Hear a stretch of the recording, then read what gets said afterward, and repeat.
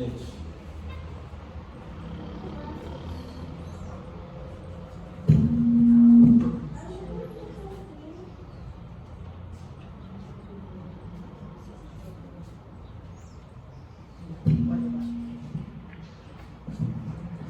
Shabbat Shalom mais uma vez, queridos irmãos. Hoje, primeiro dia do mês de agosto, vamos prosseguir nos nossos estudos aqui. Parashá Vayet Hanan, que significa eu supliquei. O que é suplicar?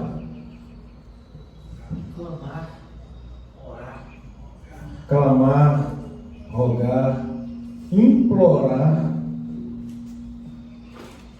pedir de forma insistente. Isso é suplicar.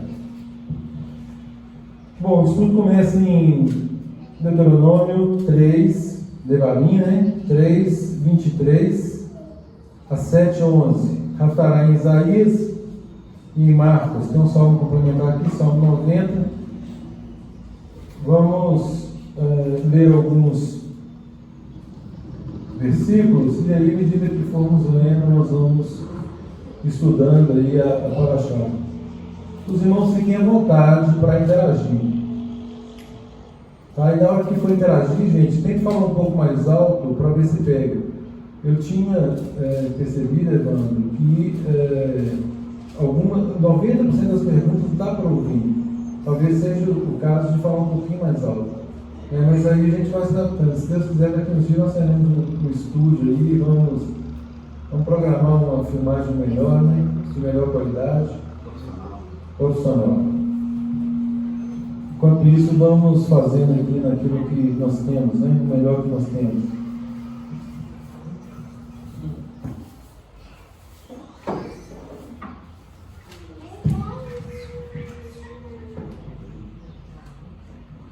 Então, Devarim, Deuteronômio 3, 23, diz assim: também eu, nesse tempo, implorei graça ao Senhor, dizendo: ó Senhor Deus, passaste a mostrar a teu servo a tua grandeza e a tua poderosa mão. Por que Deus há nos céus ou na terra que possa fazer segundo as tuas obras, segundo os teus poderosos feitos? Rogo-te que me deixes passar, para que eu veja esta boa terra que está além do Jordão, esta boa região montanhosa e o Líbano. Porém, o Senhor se indignou muito contra mim, por vossa causa, e não me ouviu. Antes me disse: basta, não me fales mais nisto. Sobe ao cume de Pisga, levanta os olhos para o ocidente e para o norte, e para o sul e para o oriente, e contempla com os próprios olhos, porque não passarás este Jordão. Dá ordens a Josué e anima-o, e fortalece-o, porque ele passará diante deste povo e fará possuir a terra, que tu apenas verás. Assim ficamos no vale defronte de Bet-peor. Capítulo 4, gente, começa com a admoestação, Agora, pois, ó Israel, ouve os estatutos e os juízos que eu vos ensino, para os cumprirdes, para que vivais e entrais e possuais a terra que o Senhor, Deus de vossos pais, vos dá. Nada acrescentareis à palavra que vos mando, nem diminuireis dela, para que guardeis os mandamentos do Senhor vosso Deus, que eu vos mando. Os vossos olhos viram o que o Senhor fez por causa de Baal-peor, pois a todo homem que seguiu a Baal-peor, o Senhor vosso Deus consumiu do vosso meio. Porém, vós que permaneceis fiéis ao Senhor vosso Deus, todos hoje estáis aqui vivos.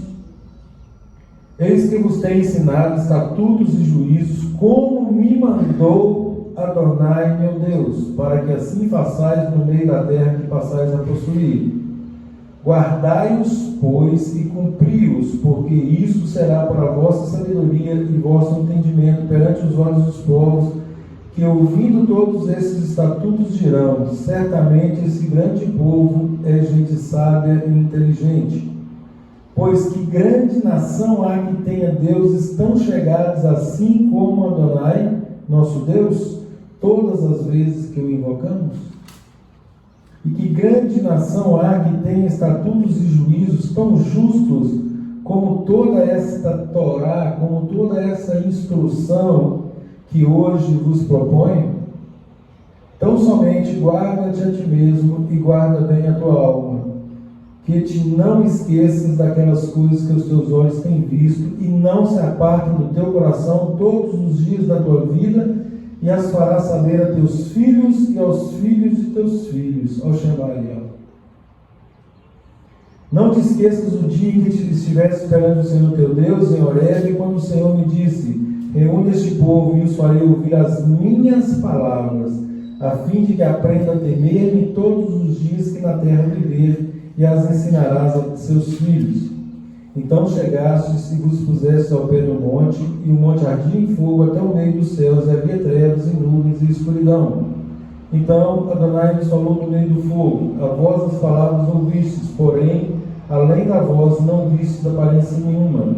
Então vos anunciou ele a sua aliança, que vos prescreveu os 10 mandamentos, e os escreveu em 2 tábuas de pedra. Também o Senhor me ordenou ao mesmo tempo que vos ensinasse estatutos e juízos para que cumprisseis na terra a qual passais a possuir. Guardai, pois, cuidadosamente a vossa alma, pois aparência nenhuma vistes no dia em que o Senhor, vosso Deus, vos falou em Horebe no meio do fogo, para que não vos corrompais e vos façais alguma imagem esculpida na forma de ídolo, semelhança de homem ou de mulher, de algum animal que há na terra, de algum volátil que voa pelos céus, algum animal que rasteja sobre a terra, algum peixe que há nas águas debaixo da terra. Guarda-te, não levantes os olhos para os céus, e vendo o sol, a lua, as estrelas, a saber, todo o exército dos céus, seja seduzido a inclinar-te perante eles, e desculto àqueles coisas que o Senhor teu Deus repartiu a todos os povos debaixo dos céus. Bom, aí prossegue aqui a demonstração de Moisés, vem um pouco mais à frente aí no verso 44, esta é a lei que Moisés propôs aos filhos de Israel, sabendo que este livro, conforme falamos na paraxá passada, Devarim, palavras, uma recapitulação, uma ratificação, uma confirmação daquilo que Deus já havia falado. Quando Moisés diz aqui que eu vos dou, ele está apenas ratificando os 4 primeiros livros. Deuteronômio, Devarim, é uma confirmação, uma ratificação daquilo que Deus já havia feito anteriormente. Então, e é lógico aqui, Moisés, ele une as instruções da Torá, essas instruções, à própria prática, e faz um comparativo. Então, ele pega essas instruções, faz um comparativo de obediência e de desobediência, aponta aqui o que resultou na obediência e também o que resultou na desobediência, para que sirva de admoestação, que sirva de exemplo, tal qual como está escrito na Brit Hadashah. Essas coisas estão escritas para o nosso modelo, para o nosso, para que isso nos sirva de exemplo, para que sirva de admoestação. E a inerrância, a infalibilidade da palavra de Deus, uma das coisas mais lindas que eu vejo é exatamente isso. Porque se fosse algo inventado e contado pelo homem, certamente não haveria tanta derrota quanto nós vemos aqui. Isso mostra a nossa natureza, isso mostra essa certeza plena de que se trata de uma obra inspirada, onde são registradas todas as mazelas humanas, todas. As pessoas as quais nós reputamos por mais firmes com Deus, têm aqui os momentos de tropeço. Então isso é para nos mostrar o quê? Mostrar exatamente a nossa natureza, que todos somos falíveis e que o contrário, né? A palavra de Deus é absolutamente infalível. Sobre isso, Deus, interessante que mesmo Moisés aqui, né? Ele diz que, no entanto, Adonai irou-se contra mim por causa de vocês. Exatamente. Olha ele, né, querendo dizer que ele não teve culpa, né? Eu não estou criticando ele. Sim. Mas é assim, é uma tendência como nós fazemos, né? Exatamente. E nós estudamos, né, Evandro, na respectiva Parashá, que quando Moisés ele fez o que fez para que Deus agora o impeça de entrar na terra, né, que foi aquele episódio da rocha, fala que ele se irou, né, e naquele momento, inclusive, ele atribuiu essa culpa, ele ficou tão fora de si, que ele atribuiu essa culpa ao próprio povo. Ou seja, era para ele ter se mantido em concentração com Deus, ao mandado de Deus, e ele se abstraiu disso e olhou as circunstâncias do povo e o que efetivamente o fez pecar. Mas o que o fez pecar foi o povo, é aquilo que comentávamos agora há pouco. As circunstâncias, elas vêm para nós. O que vai importar é o que fazemos com elas. Daí depende a nossa vitória ou a nossa derrota. Porque circunstâncias adversas todos nós passaremos. Agora, o que faremos com essas circunstâncias? É nas circunstâncias que seremos provados. Exatamente. É para a nossa aprovação. Eu conheço uma frase antiga: não é o deserto que nos faz crescer, é a nossa atitude diante do deserto. Exatamente. É isso. Deus cobrou dele aqui, ó. Exatamente. Agora, vejam bem, Moisés, ele suplicou, né, pediu insistentemente. Estudiosos da Torá, sobretudo aí fazendo o estudo da gematria, eles chegam a um número de pedidos de Moisés. Isso não está registrado, volto a dizer, não está registrado nas Escrituras, mas os sábios dizem, né, pela gematria, que Moisés chegou a pedir a Deus 515 vezes. E o verbo suplicar é um pedido insistente. É aquele filho que toda hora está pedindo e você já disse não, está pedindo e você já disse não, chega um ponto que só tem duas alternativas, né? Ou cede ou mantém a ordem. E aqui, nesse caso, Deus manteve a ordem. O próprio Adonai disse para ele: Moisés, deixa isso para lá, não vamos falar desse assunto mais. Não acabamos de ler, né? Basta, para mim basta. Eu já resolvi.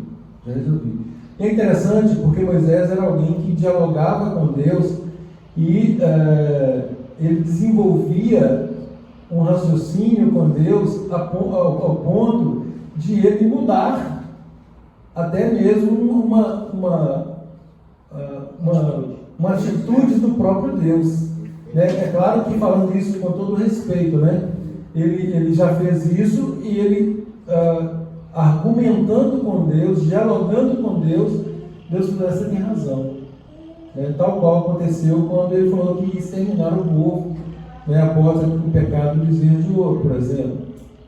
Não, peraí, Senhor, mas como você vai fazer isso? Acabou de tirar esse povo lá do Egito. O que o pessoal dos outros povos vão dizer? Que o Senhor não pôde conduzi-los, cumprir a sua promessa de conduzi-los até a terra que o Senhor prometeu, e por isso o Senhor os exterminou aqui no deserto. Olha que argumento fantástico. E sabemos que Moisés fez isso também por intercessão, por empatia, por ter misericórdia do povo, e é claro, ele não queria que o povo sucumbisse dessa forma, embora ele soubesse que haveria punição. E é isso, gente, que nós precisamos entender. O princípio da palavra de Deus, ele é relativamente simples no que toca à obediência e desobediência. Deus nos dá... Eu sempre gosto de falar, gente, essa questão de pais e filhos, porque é o mais próximo que nós temos para compararmos de forma bem grosseira, é claro, o nosso relacionamento com Deus.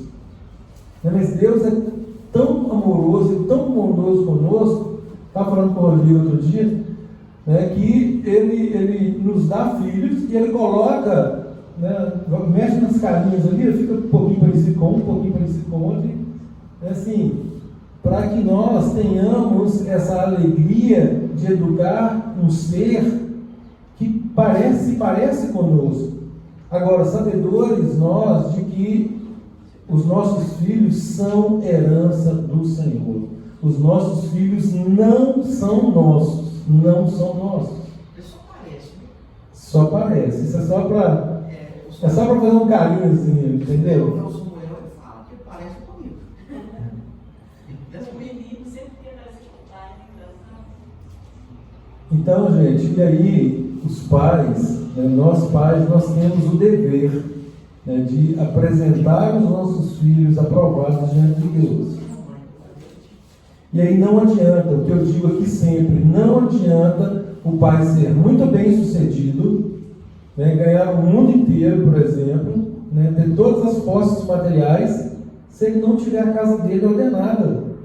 Você já pensou que tristeza para um pai que fala que tem relacionamento com Deus, que ele consegue muitas bênçãos materiais, mas a família dele está desordenada.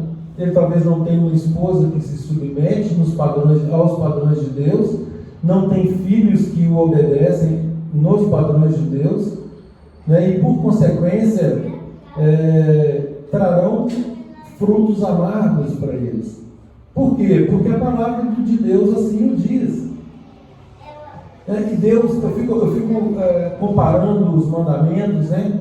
Ao passo que nós temos o dever de ensinar e de apresentar os nossos filhos aprovados, Deus fala para os filhos, né? Para mim, por exemplo, né? Honra teu pai e tua mãe.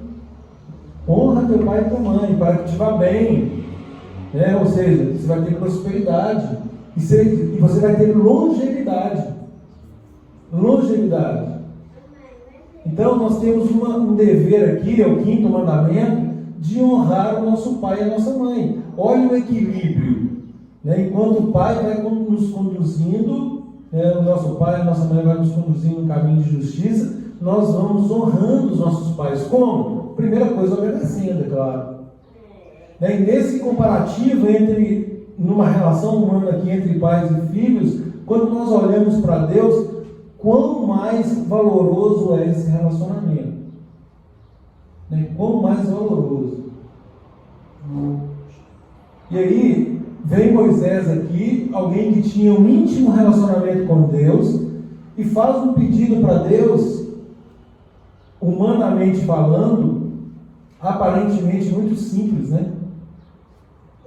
Várias vezes, quando eu li isso aqui, eu disse, mas por que Deus não permitiu, né? Por que Deus não fez isso aqui com Moisés? Mas nós temos que ter em mente que a vontade de Deus, ela é, primeira coisa, soberana. E outra coisa, tudo significa tudo. Coopera para o bem daqueles que amam a Deus, daqueles que foram chamados segundo o seu propósito. Então, se é tudo, numa circunstância adversa igual essa, coube a Moisés o quê? Resignar. Né? Coube a ele acatar a ordem de Deus. E uma promessa também, né? Porque ele sabia que disso adviria alguma bênção também, né? Porque se tudo coopera para o bem daqueles que amam a Deus, é uma situação adversa. E outra coisa, é muito fácil para qualquer um, inclusive para um ímpio, muito fácil glorificar a Deus quando as coisas estão tudo bem, estão todas boas, né? Então, se a circunstância é favorável, até o ímpio dá glória a Deus. Agora, só tem condições de dar glória a Deus numa situação adversa quem tem um íntimo relacionamento com Deus. Porque não é fácil. Não é fácil. Não é fácil. Né? Quando passamos por uma situação adversa, a gente começa assim, não é possível. O que de bom tem nisso? E muitas vezes nós não conseguimos ver. Só que nós precisamos compreender, gente, que o espectro de atuação de Deus é algo que a nossa compreensão não atinge. Não atinge. Né? Enquanto Deus está agindo, ele pega um, pega outro, pega um raio de atuação, de reflexo da ação dele que é inimaginável para nós. E que nós só teremos compreensão exata disso lá no porvir. Agora, nos cabe neste momento resignar, compreender o que é verdadeiramente a soberania. O que é algo soberano? Absoluto. Isso é absoluto para mim. Deus falou? Está falado. Nunca, nunca, nunca, nunca eu posso pretender fazer com que a minha vontade seja melhor do que a de Deus. E aí o que nós vemos muito hoje é exatamente isso. Moisés não fez isso. Moisés, ele poderia, igual volto a dizer, ele poderia ter argumentado com Deus: Senhor, mas isso, mas aquilo, Senhor, eu sempre fui obediente ao Senhor, e isso está me negando apenas, deixe-me dar pelo menos os passos. Então, assim, ele poderia ter ido, insistido mais um pouco, mas ele não o fez por conta do reconhecimento dessa soberania. E aí, gente, quando nós pretendemos colocar a nossa vontade acima da de Deus, volto a dizer, nós encontramos boas desculpas, mas sabedores de que essas desculpas, elas não passam de engodo, de engano. Que na verdade nós estamos pecando e muitas vezes de forma deliberada e tentando uma autojustificação que é injustificável. Por exemplo, a questão do Shabat. O Shabat, por exemplo. Eu menciono o Shabat, gente, porque é um mandamento que está nos 10 mandamentos, está contido nas tábuas de pedra, e que foi dado lá no Éden para toda a humanidade. E aí vem o mundo religioso de um modo geral para dizer que não, que isso foi dado aos judeus. Prova o quê? Prova um desconhecimento da palavra, porque isso está escrito lá em Gênesis, e para falar isso tem que não conhecer Gênesis e falar que foi dado, que ele santificou esse dia na criação, e ao mesmo tempo uma forma de não cumprir o mandamento, de não cumprir. E aí nós começamos a arranjar essas desculpas. Mas isso aqui é para alimentar alguém, isso aqui é para curar alguém, isso aqui é para fazer o bem para alguém, e por aí vai. Não, eu estou fazendo bem. Exceções existem? Existem. São exceções. São exceções. E têm que ser tratadas como exceções, porque senão nós faremos disso regras. E certamente, Raquel, você vai perguntar. Certamente, gente, nós podemos corremos o risco disso depois se inverter. E aí, quando assustarmos, aquilo já não é tão importante mais. E estaremos, por óbvio, transgredindo de forma deliberada o mandamento. E pecado, conforme 1 João 3,4, é a transgressão da lei. Pecado é a transgressão da lei. Então, nós temos que ter muito cuidado em relação a isso.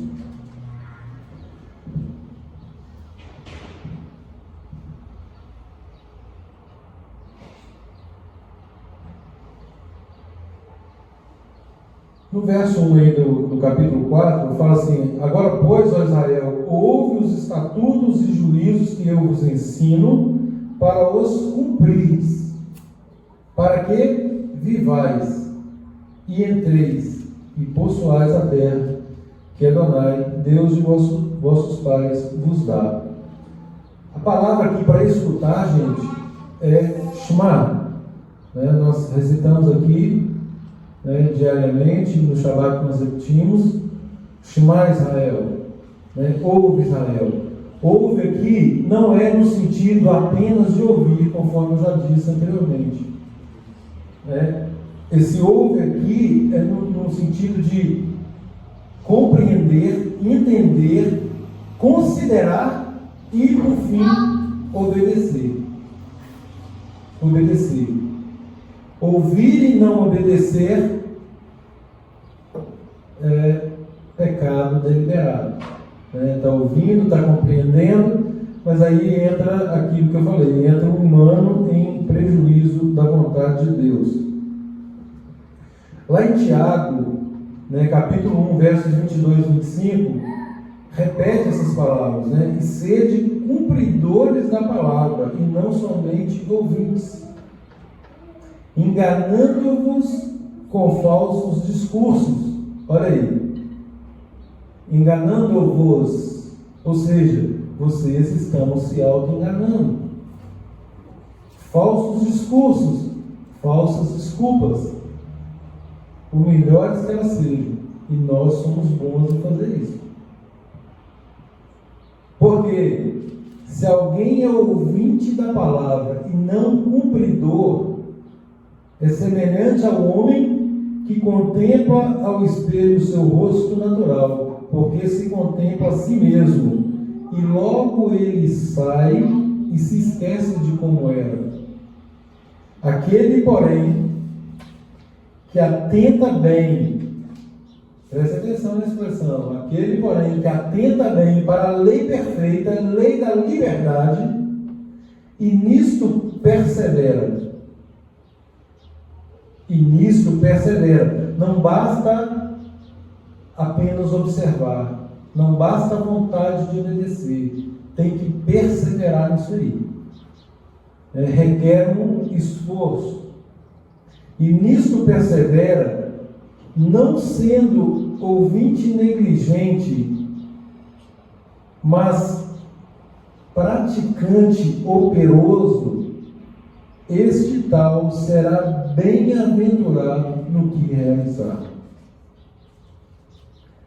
Então, a palavra de Deus, o tempo todo, ela vem com um mandamento de proteção, de liberdade, e nos apresenta, desde já, ela nos apresenta um galardão.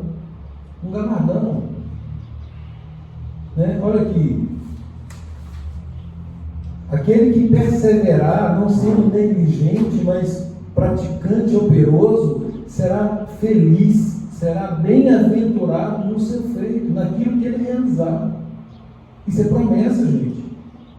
Isso é promessa. Está de acordo com o Salmo 37 que eu mencionei há pouco. Agrada-te do Senhor e Ele satisfará os desejos do seu coração. Buscai, pois, em primeiro lugar o reino de Deus e a sua justiça, e as outras coisas vos serão acrescentadas. E acerca, gente, da prioridade do reino de Deus, eu falo por experiência própria. Todas as vezes que eu tentei burlar isso, o prejuízo foi evidente. Evidente. Então não adianta. Eu ouvi, até que eu cheguei a comentar aqui em um dos estudos anteriores, que um rabino ele diz assim: tudo que fizermos para burlar o mandamento do Shabat, por exemplo, pensando no negócio, elaborando um plano, ou fazendo um negócio, ou mandando uma mensagem, ou tentando de alguma forma adiantar alguma coisa, isso resulta em nulidade. Nulidade. Ou seja, não vai valer nada. Ou seja, aquele tempo que a gente acha que está ganhando, nós estamos perdendo. E isso se inclui, gente, na lei da semeadura. Né? O que plantarmos, vamos colher. Se nós estamos plantando uma desobediência manifesta, não pensemos que colheremos bênçãos disso. Não tem jeito. Não tem jeito.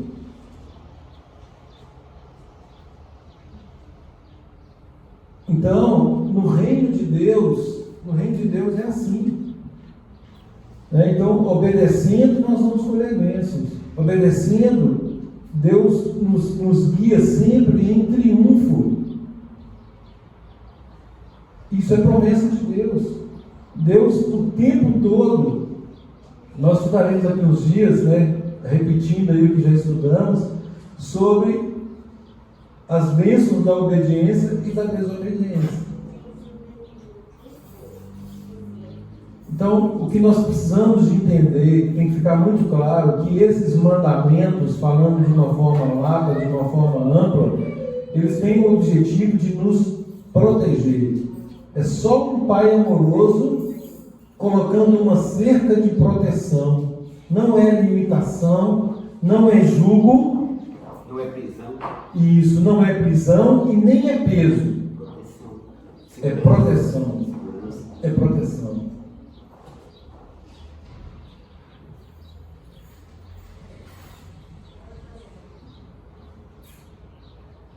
Tem um comentário aqui que fala assim: os mandamentos não foram dados para limitar o homem, mas sim para prolongar a sua vida e dar-lhes tanto benefícios neste mundo como no mundo vindouro.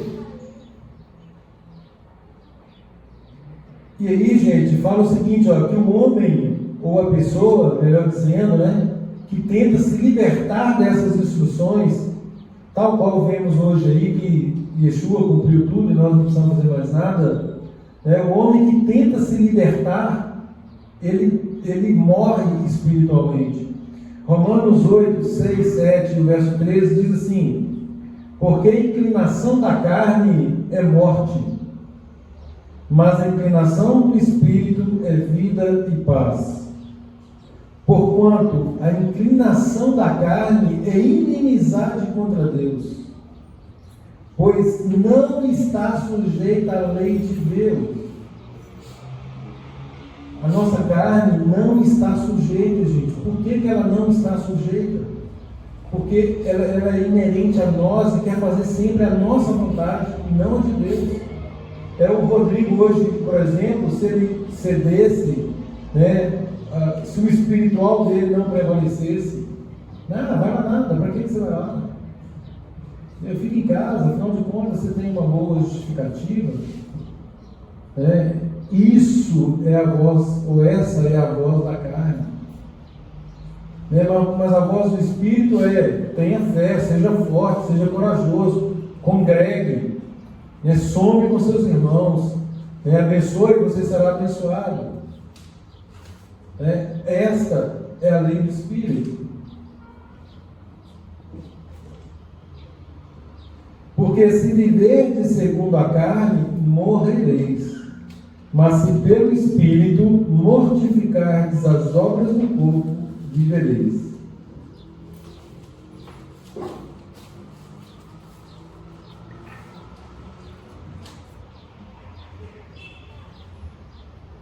Tem uma menção aqui, gente, do texto de João, que é muito interessante, né, fazendo aí uma alusão a essa questão da lei, da proteção. Yeshua, ele faz aquela comparação, né, do ramo que está ligado ao tronco. Então, enquanto nós estamos ali ligadinhos, juntinhos, nós vamos prosseguir. Aquilo que eu falei, vamos juntos, de mãos dadas, vamos um fortalecendo o outro. O dedinho hoje machucou ali, eu senti aqui que ele estava machucado. Então, vamos interceder uns pelos outros e de mãos dadas vamos prosseguir, centrados no Messias. E aí, gente, eu quero fazer até mais uma observação acerca disso, que é a seguinte: relendo, né, a Parashá dessa semana e fazendo um comparativo com a Brit Hadashah, eu me deparei com aquelas circunstâncias onde Yeshua chamou todos os mestres da lei de hipócritas. Agora, por que a hipocrisia se manifestava tão evidente? Por que ela era tão evidente? Porque o que eles estavam fazendo, obviamente, não era conduzindo o povo nos ensinos puros da Torá, mas vários agregados de tradições e rituais humanos que se tornou pesado para o povo. Ao contrário, a palavra de Deus, os mandamentos de Deus, conforme está escrito, não são pesados. E aí Yeshua, quando diz, vinde a mim todos que estáis cansados e sobrecarregados, e eu vos aliviarei, e aí ele fala que o jugo é suave e o fardo é leve, é nesse sentido. Por quê? Porque é na pureza e na simplicidade do mandamento. Desarraigado de tradições. Não são tradições aqui. Tradições, e aí eu percebendo os argumentos da hipocrisia. Por quê? Porque eram todas tradições. Era sobre lavar a mão até o cotovelo, era sobre limpar o exterior do prato, do copo, eram rituais externos que dão uma aparência de religiosidade, de seriedade. E é isso, gente, que eu tenho combatido. É isso que eu tenho advertido, para que tomemos muito cuidado com os rituais. Porque o ritual tende a nos fazer soberbos. O ritual,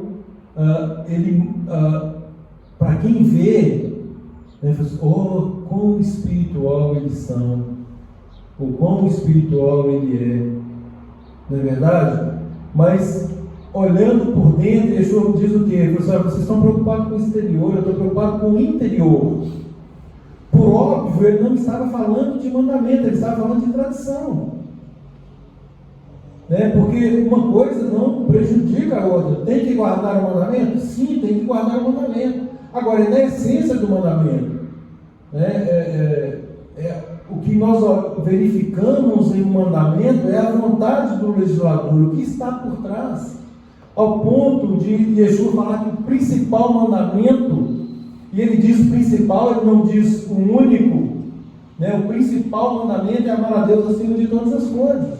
E o outro semelhante a este é amar o próximo como a si mesmo. Agora, quando ele diz que é o principal, ele está anulando todo o resto? É óbvio que não. É claro que não. E o que Yeshua fez com esses pseudo-mestres foi tentar rechaçar aquilo que havia de tradição. Abra por gentileza aí, em Gálatas. Deixa eu ver aqui a referência aqui, Gálatas 1:11. Só para eu fazer um apontamento aqui. Gálatas 1:11.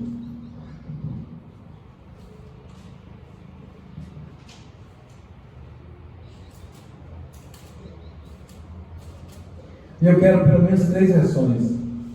Eu vou ler a minha e mais 2 ou 3 versões diferentes que eu utilizo. 1:11, Gálatas 1:11, diz assim na minha versão, que é João Ferreira de Almeida atualizado e revisado: faço-vos, porém, saber, irmãos, que o evangelho por mim anunciado não é segundo o homem, porque eu não recebi nem o aprendi de homem algum, mas mediante a revelação de Yeshua. Bom, eu paro aqui, só até aqui. Agora leia por gentileza uma versão diferente dessa parte que eu li. Mas faço-vos saber, irmãos, que a boa mensagem que por mim foi anunciada não é segundo os homens, porque não recebi de homem algum, nem me foi ensinado, mas o recebi por revelação de Yeshua ungido. Não encontrei ainda a tradução real do texto. Vamos ver se nós temos essa tradução aqui na congregação. Vamos lá. Na Bíblia judaica está assim: além disso, irmãos, quero deixar algo bem claro. As boas novas que eu proclamo não são de origem humana. Eu não as recebi de ninguém, nem me foram ensinadas. Elas chegaram a mim como revelação direta de Yeshua, o Messias. Amém. Origem humana, não recebi de homem, não temos outra tradução? Porque eu quero que saibam, irmãos, que as boas novas que eu declarei a vocês não são de origem humana, porque não as recebi de um homem e ninguém as ensinou a mim, mas elas me foram reveladas por Jesus Cristo. Numa tradução mais fiel, fala que ela, nessa expressão aí, porque eu não recebi, que elas não são de origem humana, fala que não são, que o ensino, que o evangelho que eu recebi não é segundo a tradição dos homens. E é essa tradição dos homens é que Paulo estava combatendo. Entendeu? E aí, o que nas diversas traduções não captaram o sentido real do texto. Quando coloca, por exemplo, que não é de origem humana, lê de novo, Raquel, por gentileza. Pois quero que saibam, irmãos, que as boas novas que eu declarei a vocês não são de origem humana. Então, aí fica um contraponto de espiritual com humano, né? Mas na verdade o que ele está dizendo aqui, As tradições que são de origem humana. isso, é com relação às tradições. E Paulo parte deste ponto. E se nós compreendermos que o que ele estava combatendo era a mesma coisa que Yeshua estava combatendo, né, que eram as tradições humanas, porque inclusive ele próprio fala de boas tradições que foram mantidas e que não há problema em serem mantidas, mas tem tantas outras, né, que estavam sendo combatidas por serem humanas e contrárias à palavra de Deus. Um exemplo, o Corban, né? O pai e a mãe passando necessidade e o fariseu doando dinheiro para o templo, achando que aquilo que ele poderia fazer para os pais, não, eu estou deixando de fazer para os pais, mas eles estão doando para o templo. O que Yeshua falou com ele? Aí deixou de honrar o pai e a mãe. Isso, vocês estão descumprindo o mandamento, que é honrar pai e mãe, por conta da tradição de vocês. O mesmo aconteceu com aquele ritual de lavar as mãos. Né? Yeshua chama de sepulcros caiados. Imagina. Então, ou seja, por fora está bonitinho, está com kippah, está com talit, está com todo um aparato religioso, mas por dentro não houve mudança. Versículo 14, ele cita no final: visto que eu era muito mais zeloso das tradições de meus pais. Olha para você ver, exatamente. Está vendo? Ele falando aqui das tradições. Aqui no meu está assim, olha, e na minha nação excedia em judaísmo, e muitos na minha idade, sendo extremamente zeloso das tradições de meus pais. Agora olha para você ver a adversativa que ele faz logo no verso 15. O que é uma adversativa quando você está lendo? Estou falando isso aqui, porém, o que ele diz no verso 15, Raquel? Mas quando Deus me causou o meu nascimento e me chamou no meio da sua vontade merecida, achou bom revelar o seu Filho por meu intermédio, para que eu declarasse às nações as boas novas a respeito dele. Não fui imediatamente consultar homem algum. Ok. Ele foi a Jerusalém, foi 3 anos. Isso, e aí ele chega ao ponto mais à frente de dizer que tudo isso ele reputou como lixo. E aí, comumente ouvimos que isso se refere à lei de Deus. É óbvio que não. Porque lá em Romanos ele diz que a lei é santa, justa e boa. Como que aqui ele fala que ele reputa isso como lixo? Ele está falando aqui de tradições humanas. Inclusive ele fala aqui de tradições dos pais, que ele recebeu dos pais. E com certeza, exatamente, e com certeza aos pés de Gamaliel, onde ele foi educado. E olha aqui, ele falou que não recebeu de homem, e aí ele cita que não foi a Jerusalém. 3 anos depois, quem foi procurar e achou o Tiago lá. Sim, Quer dizer, foi sim. o Senhor que mesmo que... De forma sobrenatural, ele coloca isso aqui de forma sobrenatural. Mas eu estou falando assim, a questão do combate dele o tempo todo, nas cartas de Paulo, é por isso que Pedro fala que Paulo escreve coisas difíceis de entender, que os ignorantes e instáveis deturpam para deturpam, distorcem para a própria destruição deles. Ou seja, o que nós vemos e ouvimos muitas vezes inúmeras pessoas a dizer, né? Eu cansei de ouvir isso lá em Israel, e quando eu percebi, eu estava fazendo uma verdadeira defesa de Paulo para um judeu. Ele falou: não, mas Paulo aqui não é visto dessa forma. Pessoal, é uma má compreensão do que o próprio sistema político religioso fez com ele, né? Porque em momento algum Paulo, obviamente, ele pregou ou falou algo contrário à espinha dorsal de toda a palavra de Deus. Ele não tinha como fazer isso, né? Ele não poderia ser considerado um apóstolo fora do templo, e Yeshua não teria merecido para ele, né? Obviamente, se fosse para ele desobedecer a lei de Deus. E aqui ele fala o quê? Ele fala: olha, eu sou, né, ele chega a colocar assim, grosso modo, eu sou a mais fina estirpe de judeus.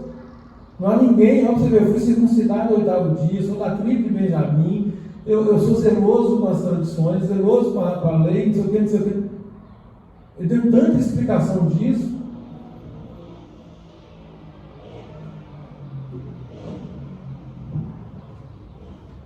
E aí as pessoas fazem o quê? O que Pedro adverte, né? Os indoutos, os incautos, os ignorantes, eles distorcem esse ensino para a própria destruição deles. Essa semana eu proclamei para uma pessoa que eu amo, que eu gosto muito. Eu falei com ela o seguinte: pessoal, o que está no meu coração ultimamente, Provérbios 28:9. Aquele estudo de Provérbios está sendo uma bênção, porque está me rememorando muita coisa. E quando eu me deparei com esse versículo mais uma vez, né, eu tive muita inquietação no espírito, né? O Provérbios 28:9 diz: aquele que desvia os ouvidos de ouvir a instrução, de ouvir a Torá, de ouvir a lei, até a sua oração é abominável. O que é abominação para Deus?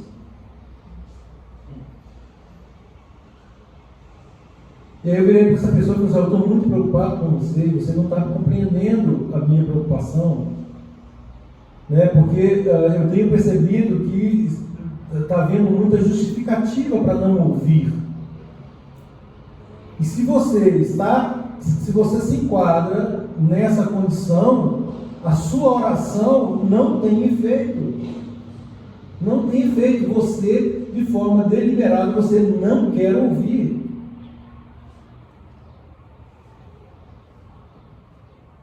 E aí a pessoa, mais uma vez, se quebranta e faz algumas promessas e acabou que não cumpriu com a de vir aqui hoje. Mas enfim, Deus está trabalhando, né? Nós não podemos deixar de falar.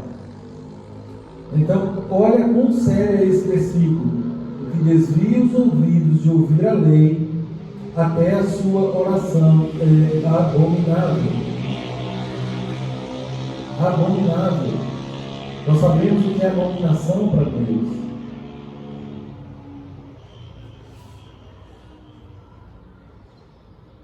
Então, gente, é uma questão de entendermos a seriedade disso e percebermos que o nosso irmão, que o nosso vizinho, que um parente, que um amigo está caminhando rumo a um abismo, a um precipício, e parece que nós estamos de espectadores, esperando ele cair. Não pode ser assim. A palavra diz que aquele que desvia o pecador, né, de praticar o erro, ele salva a alma dele e cobre multidão de pecados. Então, assim, nós temos essa missão de resgate, de resgatar o real sentido, de fazer com que a palavra de Deus seja harmônica e não distorante ou discordante, né, conforme vemos hoje. Estamos debaixo da graça, não estamos debaixo da lei. E ao contrário, sim, nós estamos debaixo da lei. Nós estamos sob a autoridade da lei. Nós temos que obedecer a todos os mandamentos de Deus. O que Yeshua nos liberta, o que Yeshua nos salva, é de sermos punidos pelo quebrar a lei, ou seja, pelo nosso pecado. Porque sendo o salário do pecado a morte, uma vez pecando, nós teríamos que morrer. Yeshua se interpõe entre Deus e nós, e o Pai, e diz que Ele já pagou aquilo por nós. Então, nesse aspecto, nós não estamos sob a maldição da lei. Maldição no sentido de receber a real punição pelo nosso pecado. Agora, é claro que nós somos chamados a obedecer à lei de Deus.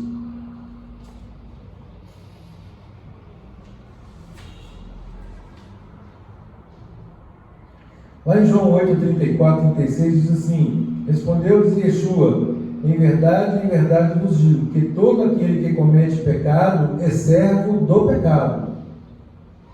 Ora, o servo não fica para sempre em casa, o filho fica para sempre. Se, pois, o filho vos libertar, verdadeiramente sereis livres. Era isso que Yeshua estava mostrando aos mestres da lei. Mas é aquilo que eu já falei várias vezes. É muito difícil, irmãos. É muito difícil nós, de um modo geral, querer expor aquilo que está dentro de nós. É uma coisa difícil de fazer, eu concordo. Mas o que Jesus e Yeshua propõe aqui é exatamente essa mudança de atitude interior, é uma mudança de vida, é uma outra forma que não apaga a primeira, obviamente, mas é uma forma muito superior. Muito superior. É tipo assim, vocês estão andando aqui no Pshat, no literal da lei, eu vou levar vocês lá para o Sod, lá para o profundo da lei. Vocês não estão entendendo, vocês estão caminhando por cima aqui, é muito mais elevado do que isso. Ou seja, eu tenho muito mais para vocês, é aquilo que Paulo fala, eu tenho muito mais para vocês e vocês não estão atendendo ao tempo decorrido. Vocês estão precisando de leite de novo. Vocês estão precisando de ser ensinados nos princípios mais elementares da doutrina. É isso que tanto Yeshua quanto Paulo deixam claro naquilo que eles estão ensinando.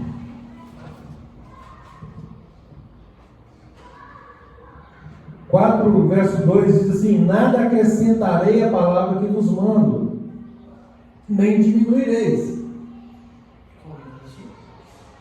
Capítulo 4, verso 2.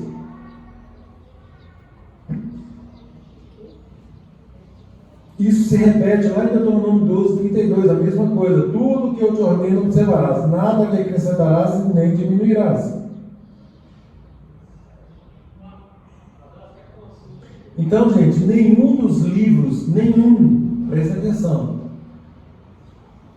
Tudo que Deus tinha para falar, Deus falou até Deuteronômio. Lembrando que Deuteronômio é uma ratificação, uma confirmação de tudo aquilo que Deus já havia falado. Porque ouve-se muito assim, isso é lei de Moisés. Nada disso. Quando alguém diz isso, com a conotação de que é lei humana, é porque ele não leu verdadeiramente a Torá. Porque na Torá diz que Deus deu e Moisés registrou. Nós estudamos isso na Parashá Devarim na semana passada. São as palavras que Deus deu para Moisés e que ele registrou. E aqui em Deuteronômio, o que ele faz? Um resumo de tudo, volto a dizer, fazendo um comparativo entre as condutas. Olha, vocês estão ligados aí que Deus falou isso e isso, vocês sabem disso. Mas olha para vocês verem, vocês fizeram isso, fizeram aquilo, olha a consequência. Nós veremos daqui a pouquinho. Olha o que aconteceu aqui lá em Baal Peor. Então, assim, mostrando que quando seguiram em obediência, colheram bênçãos. E toda vez que se desviaram, veio punição imediata. Veio punição imediata. Então, nada depois dos 5 primeiros livros pode acrescentar ou diminuir. E a conclusão disso é muito óbvia. Muito óbvia.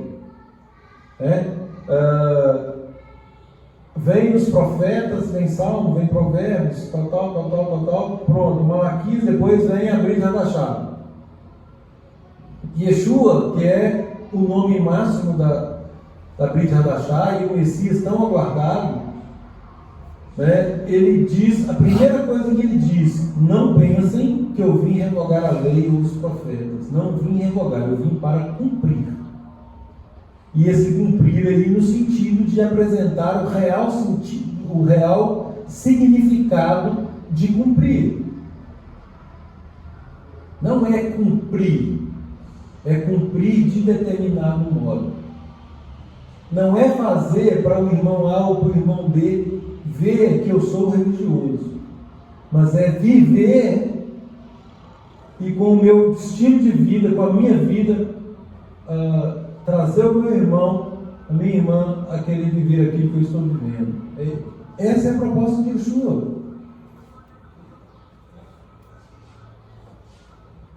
Tanto é que ele é o modelo, ele é o nosso modelo. Ele fala: eu sou o caminho.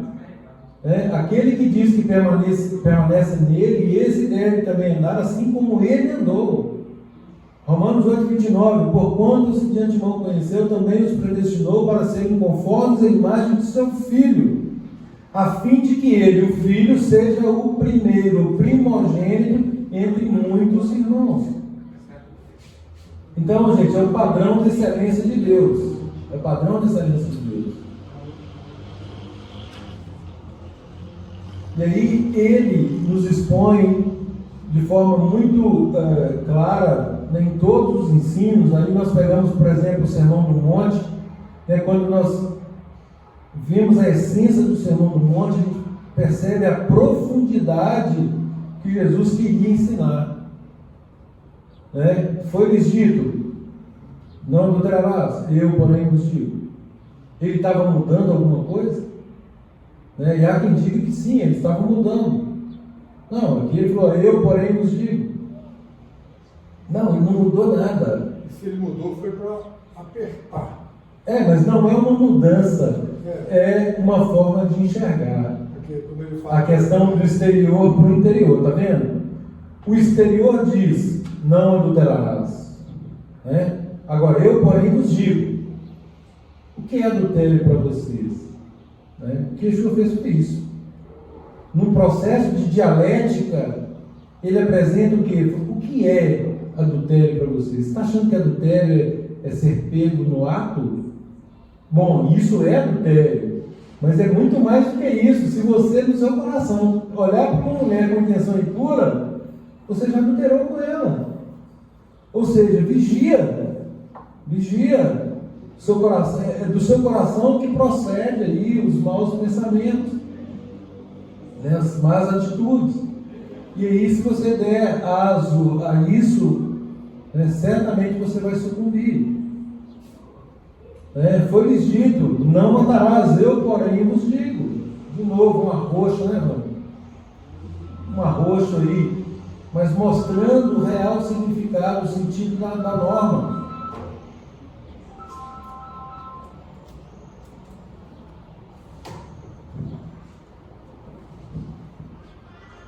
Em todos esses mandamentos, gente, em todos eles, nós encontramos o real sentido dele. E é isso que o nosso mestre, Yeshua, veio fazer. Tornar plena a lei. Tornar plena essa instrução. Uma instrução que havia sido enviesada, distorcida pelo homem. Yeshua coloca ela no prumo. E é nesse prumo que não pode nem desviar nem para a direita nem para a esquerda. Você não pode nem diminuir nem acrescentar. E aí vem essa questão da tradição dos homens, que Exu tira fora. Tirando essas arestas de tradições, sobra a lei pura. E aí ele nos dá o sentido da obediência da lei pura. E é essa obediência a essa lei é que agrada o coração de Deus. Falando isso aqui em Deuteronômio 7, versículo 11, eu guardo as minhas mãos, leis e regras que eu dou a vocês hoje, e tratem de cumpri-las.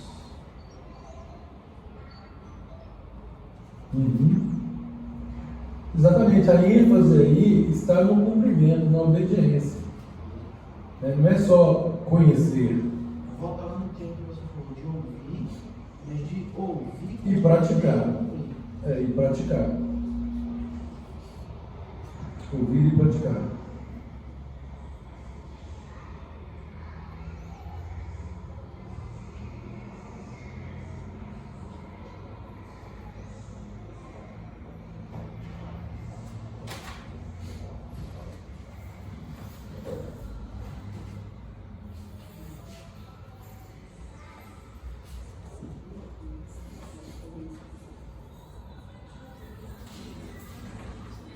No verso 4:4 fala assim: porém vós que vos chegastes a Adonai vosso Deus, hoje todos estáis vivos. O que ele está querendo dizer com esse versículo?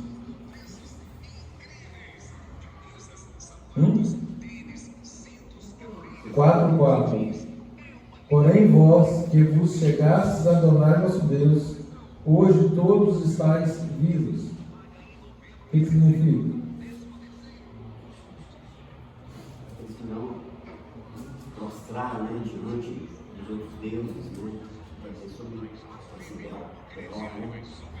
Então, dentro de vocês não prostrarem diante de outros deuses, estão vivos. E o contrário, né? Aqueles que desobedeceram e foram infiéis foram mortos. Então, pode dizer, porém vós que vos chegastes a Adonai, ou seja, né, vocês estão ouvindo a instrução, vocês estão querendo obedecer, né? Vocês estão vivos por conta disso, porque aqueles que não quiseram já morreram, pereceram. Em Hebreus 3, 12 e 13, gente, fala assim: ó, vede, irmãos, que nunca haja em qualquer de vós um coração mau e infiel, para se apartar do Deus vivo. Presta atenção. Porém, vós que vos chegastes a Adonai vosso Deus, hoje todos estáis vivos. Vede, irmãos, que nunca haja entre vós qualquer um de coração mau e infiel, para se apartar do Deus vivo. Antes, exortai-vos uns aos outros todos os dias, durante o tempo que se chama hoje, para que nenhum de vós se endureça pelo engano do pecado.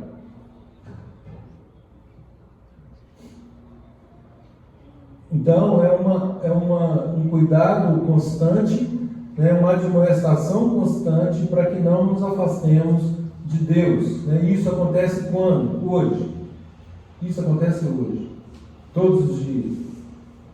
Né? Hoje Deus nos permitiu estarmos aqui. Então, vamos aproveitar o dia de hoje.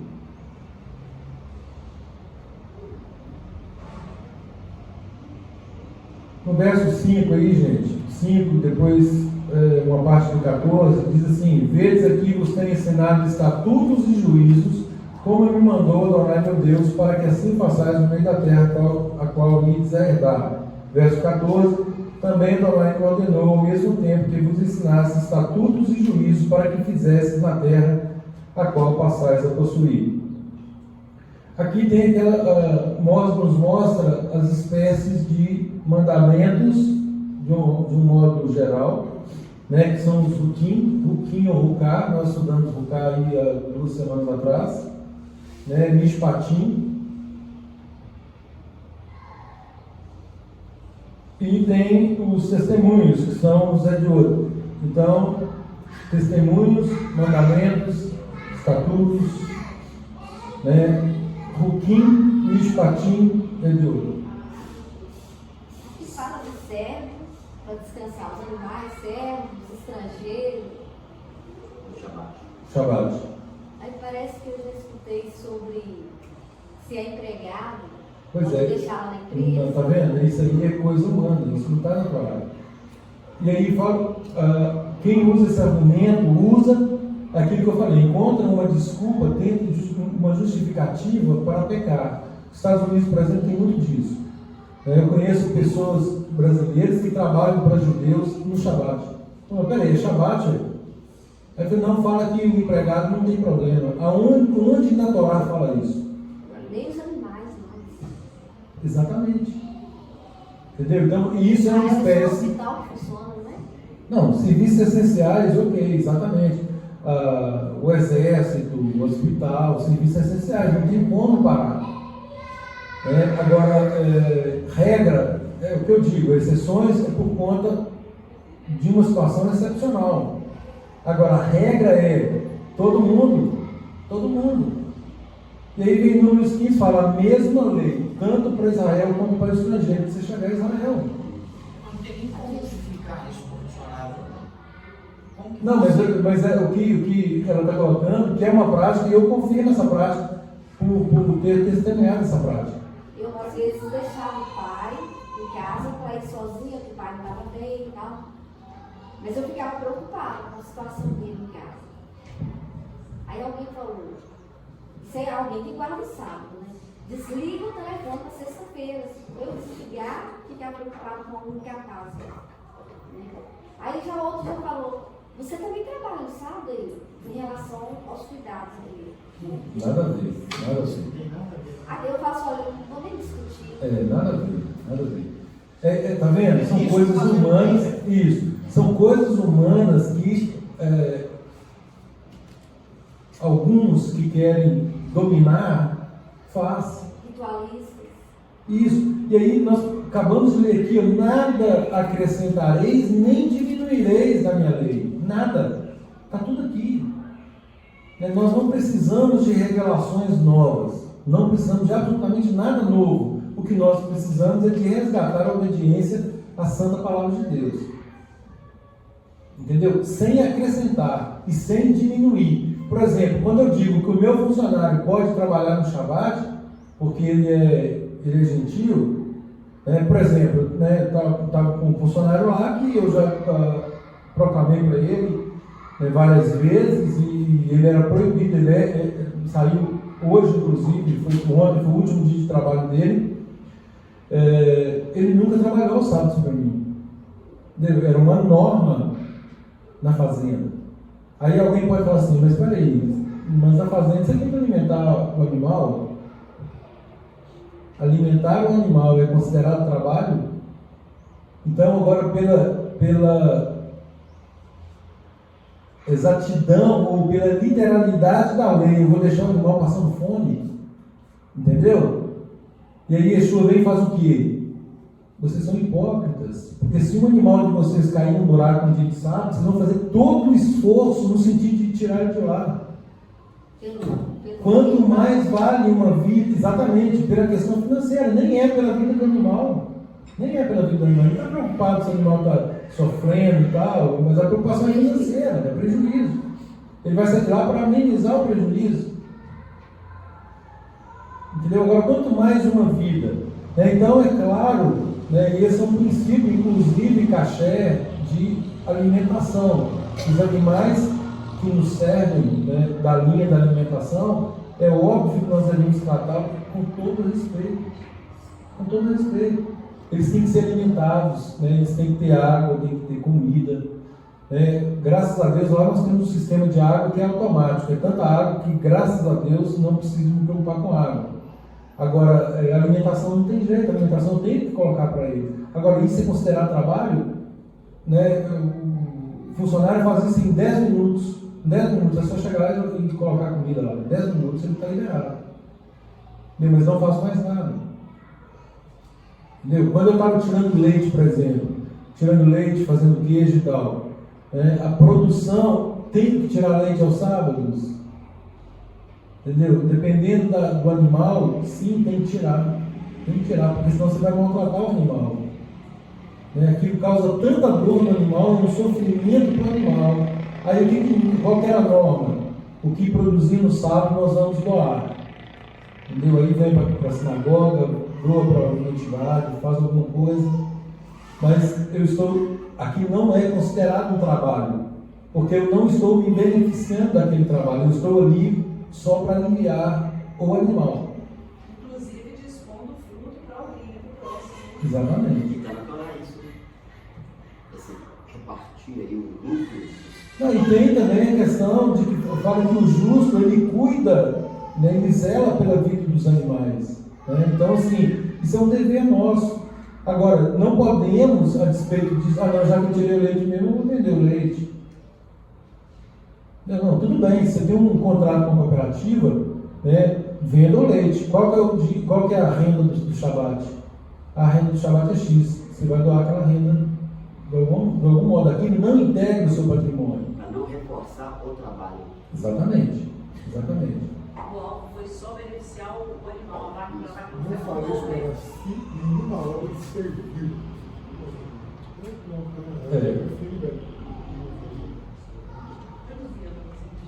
Então, gente, por exemplo, o médico, né, a regra é não trabalhar. Agora, é claro que se tem alguém doente, uma emergência no hospital, né, ele vai lá para salvar a vida, é claro. Eu já expus uma situação de extrema emergência que eu tive que fazer, não tive como não fazer. Agora, eu conduzi aquilo da forma como tem que ser conduzido. Né, o médico que vai lá e atende, também aquele dinheiro, ele teria, né, ou terá que fazer uma doação dele. Os médicos que dão plantão, que tem escala de plantão também, que guardam o sábado, dou o dinheiro do sábado. Sim, nós temos também testemunho nesse De sentido. forma diferente também naquele dia, né? É que, na verdade, é lícito fazer o bem. Claro. E é nesse sentido, gente, é nesse sentido que Yeshua disse, o Shabat foi feito para o homem.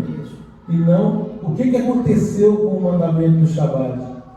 Né? Por que Yeshua teve que dizer isso? O Shabat estava sendo idolatrado acima do maior valor de Deus, acima da obra-prima de Deus, que é quem? Nós somos a obra-prima de Deus. Nós somos feitos por Deus, sábado.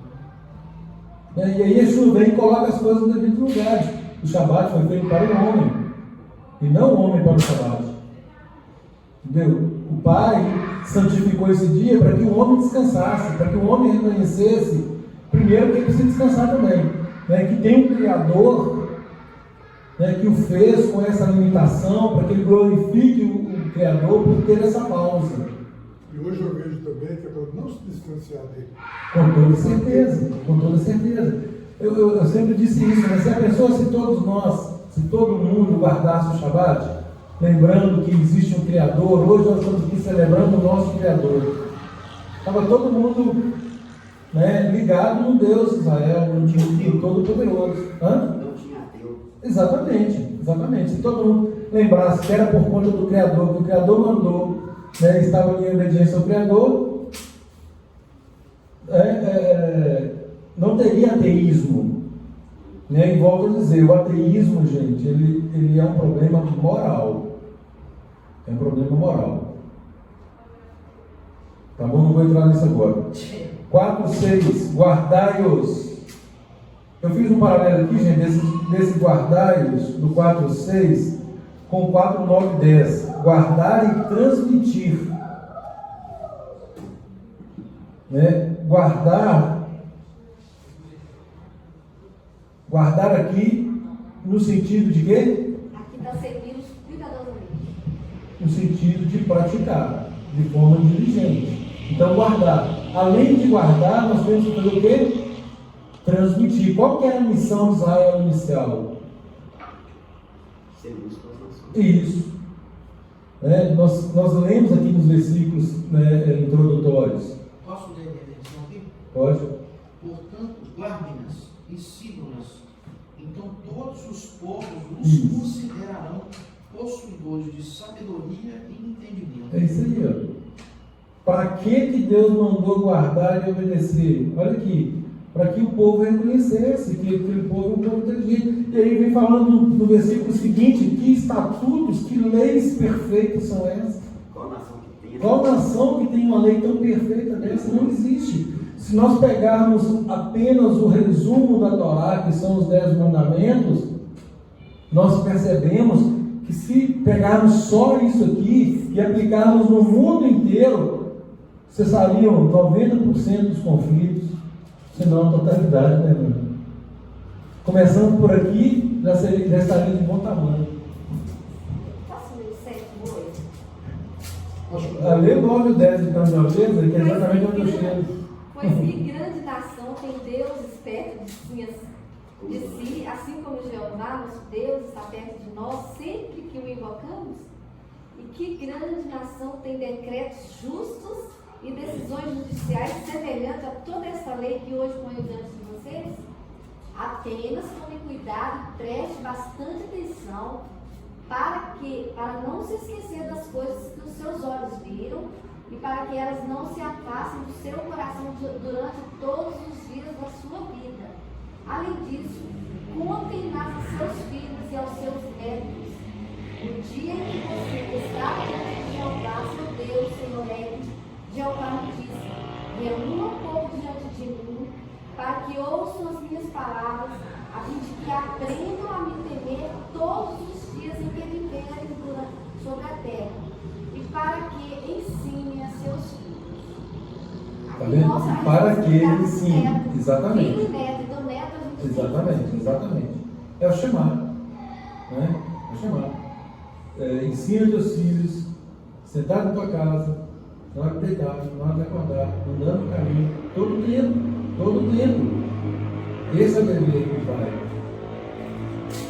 Lá no Salmo 119, 160, diz: todos os mandamentos são justos.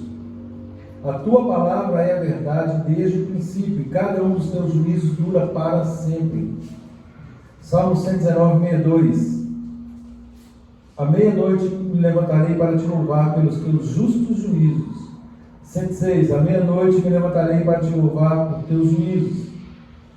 164. 7 vezes no dia te louvo pela justiça dos teus juízos.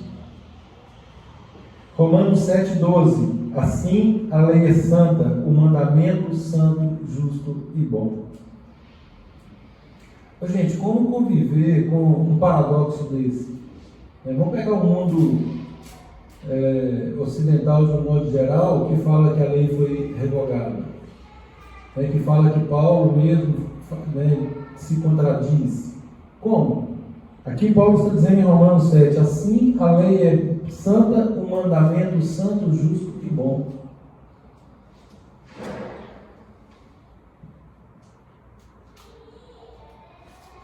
Não dá para conviver com isso, né?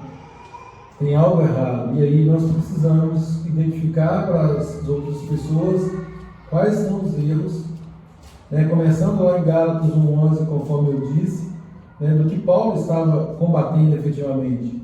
Quando Paulo diz, e aliás ele não diz lei, ele diz tradições, e aí numa tradução da palavra, tudo virou lei, e aí você não distingue lei de lei.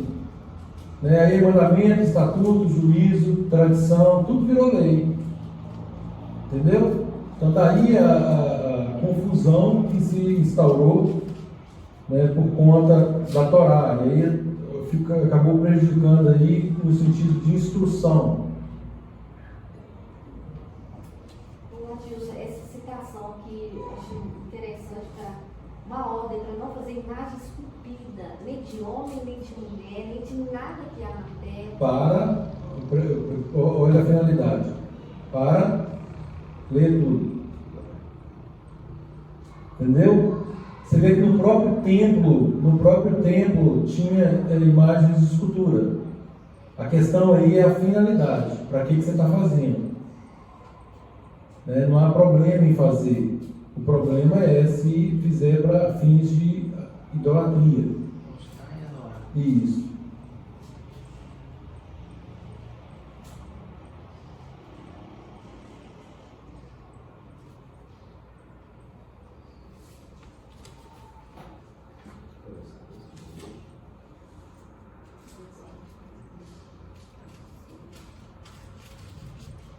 Gente, aqui no estudo de hoje tem a repetição dos 10 mandamentos, só tem um detalhe aqui que eu gostaria de salientar com vocês. Vocês perceberam alguma diferença aí com relação aos 10 mandamentos?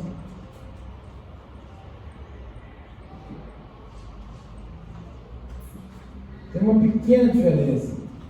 Vocês identificaram qual é essa diferença?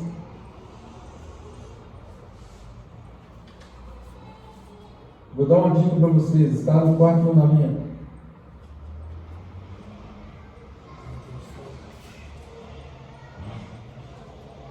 O que está diferente de Êxodo 28 ao 11? Qual que é o versículo? É o guardar e lembrar disso. Não. A questão do guardar e lembrar. Isso. Quando esse muda lembrar. Isso, exatamente esse é o ponto. O Eugênio identificou aqui, ó. A diferença está lá em Êxodo fala, lembra-te. Aqui já está guardado. Né?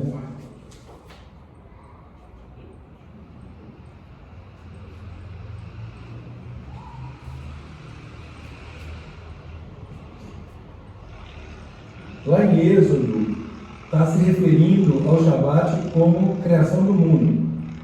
Lá de Gênesis, não é isso? Está ligado à criação. Lembra-te do de sábado santificado. Era algo que Deus tinha feito lá em Gênesis e que foi esquecido. Bom, já que tem o mandamento de lembrar, lembra-te do sábado para o santificar. Aqui, como era uma ratificação da lei, não é que seja uma alteração, mas eles já tinham recebido o mandamento para lembrar. Se eles estavam obedecendo, eles estavam fazendo o quê? Guardando, santificando. Então aqui já coloca guardar, só é um comentário doutrinário aí. Alguns rabinos colocam isso com muita ênfase, falando que é exatamente em razão da plena obediência desde o Monte Horebe.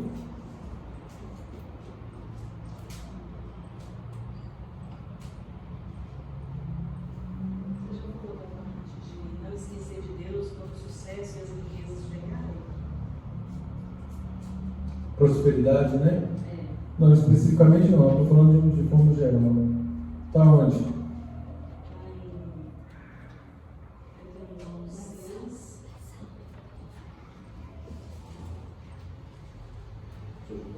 Seis.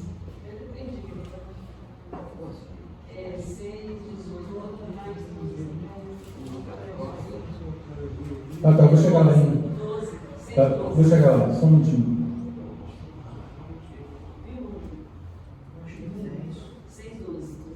Ô, gente, só uma observação aqui com relação ao chamado.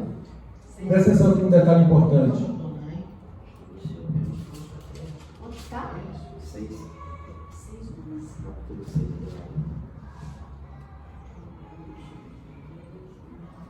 6 e 4, né? Não, eu estou querendo 6, 4 a 9. 6, 4 a 9, gente. 6, 4 a 9 está o chamado. Shema Israel, Adonai Eloheinu, Adonai. Errado. É um. Só um detalhe aqui, gente. Adonai é errado. A palavra fala: há um só Deus. Esse um aí de errado. A mesma palavra errado está para e um só mediador entre Deus e os homens, Yeshua, homem. Pegaram? O que isso significa? Não tem outro mediador. Vamos de novo. Adonai é um. Errado. Adonai é um. Há um só Deus. Há um só Deus. Isso é muito claro. Shema Israel, Adonai Eloheinu, Adonai errado. Não é isso? Adonai é um. Esse é o princípio absoluto da Torá. Aí na Timóteo fala: há um só Deus. E um só mediador. Isso, errado. Um só Deus. E um só mediador, também errado. Um só mediador. Quem? Yeshua. Nós estamos falando da mesma pessoa? Não. Pode ser a mesma pessoa? Se um é um e um é um, como que um são dois? Entendeu? Isso quebra a doutrina da Trindade. errar único Deus, né? Quer dizer, a palavra errado é único. O único Deus, do mesmo jeito que um único mediador. E Yeshua é o mediador, ele é o único. E ele não pode ser mediador entre ele e ele, porque senão ele não seria mediador. Ele é o primogênito. Ele é o mediador. Ele é o caminho que nos conduz ao Pai. Eu sou o caminho, a verdade e a vida. Ninguém vem ao Pai a não ser por mim. Então ele tem uma finalidade específica. Mas isso quebra essa doutrina da Trindade.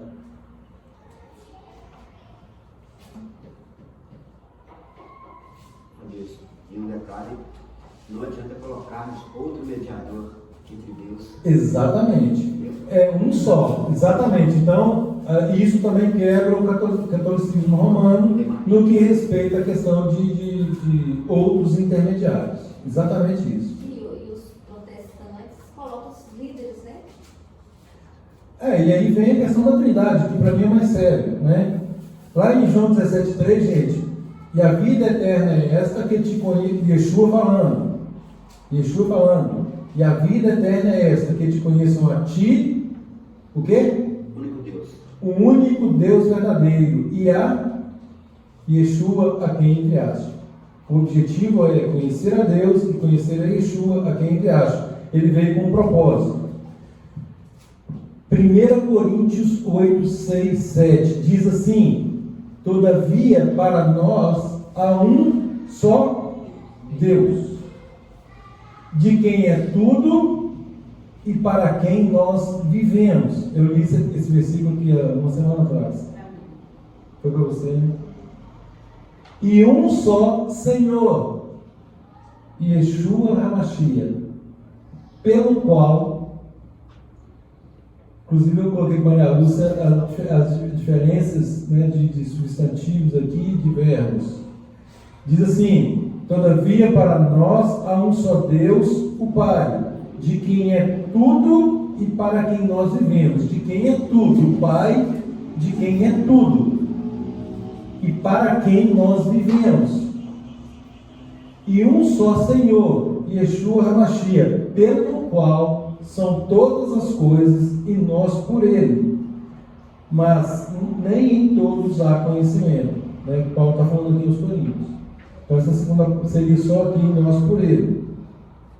Então há um só Deus, o Pai, de quem é tudo, todas as coisas são do Pai, e para quem nós vivemos para o Pai. Agora, como nós vivemos para o Pai? Por meio do Senhor Yeshua HaMashiach, pelo qual são todas as coisas e nós por ele. Então, por meio dele, isso convalida o versículo que diz que Yeshua estava, e Deus estava em Yeshua reconciliando consigo o mundo. Então, por meio dele, nós vivemos por meio dele para Deus. Para Deus.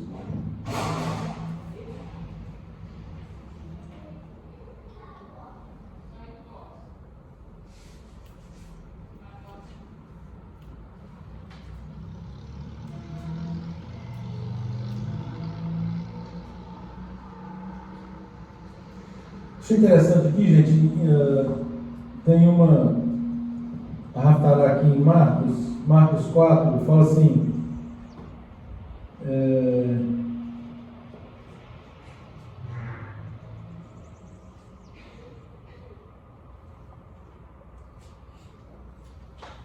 eu ver aqui o que eu estou querendo enfatizar aqui para vocês. No verso 3. É a parábola do semeador. A parábola do semeador faz uma menção aqui, a questão de ouvir. A primeira, verso 3, ouvir. Tem uma ordem aqui para ouvir, chamar. Eis que saiu o semeador a semear. Todos nós conhecemos essa parábola, e essa parábola diz respeito à palavra de Deus. Que esse semeador estava semeando a palavra, e aí vem os vários solos, onde caíram essas sementes, a palavra, e apenas em um caso ela deu o resultado que se esperava dela. E aí Yeshua traz aqui o semeador semeia, o significado dessa semente, né? O que ele estava a semear. Né? A semente é a própria palavra. Inclusive ele pergunta, né? Não percebeis esta parábola? Como, pois, entendereis todas as parábolas? Então essa parábola é a chave para entender as demais parábolas. E no que diz respeito à semente, a semente é a palavra. Prova disso é o verso 9. Verso 9. E diz-lhes: quem tem ouvidos para Sim, ouvir, ouça. Uhum. Se é comprovando que está semeando é uma palavra, porque você vai ouvir o quê? E aí ele fala, né? A vós vos é dado saber os mistérios do reino. Mas os que estão de fora, todas essas coisas se dizem por parábolas, para que vendo vejam e não percebam, ouvindo ouçam e não entendam, para que não se convertam e lhes sejam perdoados os pecados. Não percebeis esta parábola?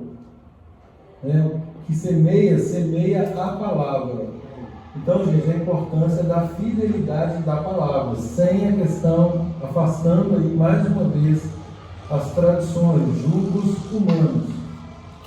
É isso que Yeshua combateu e é isso que Paulo também combate, ou combateu. Você leu até o 14, né? Está aqui o 12, né?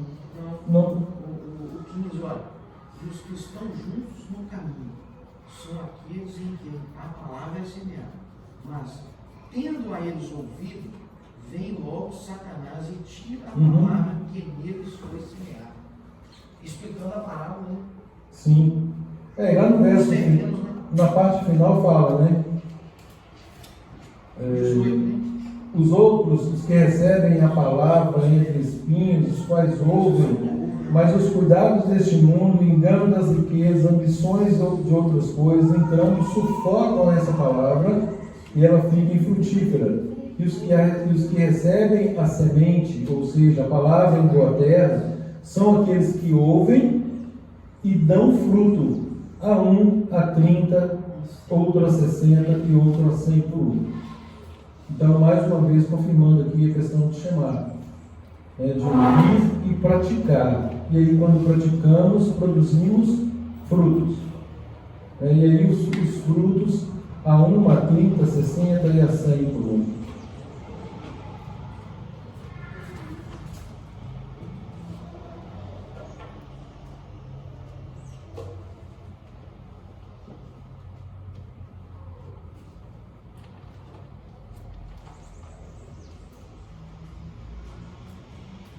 Quatro, 26 e 28.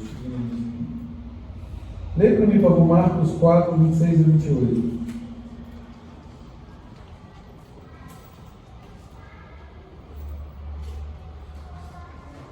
26 a 28. Diz também: o reino de Deus é assim, como se um homem lançasse semente na terra, e dormisse e levantasse de noite e de dia, e a semente brotasse precisa, sem ele saber como. A terra por si mesma produz um fruto, primeiro a erva, depois a espiga, e por último os grãos cheios da espiga. Mas assim que o fruto amadurece, logo lhe mete as luzes, porque é chegado a ceifa. Aqui está falando sobre o quê? A palavra foi semeada, deu fruto, na ordem da erva, da espiga e depois do grão. Depois aquele fruto vai ser cortado para ser jogado na terra novamente, é isso? Não, o Senhor vai recolher os dele.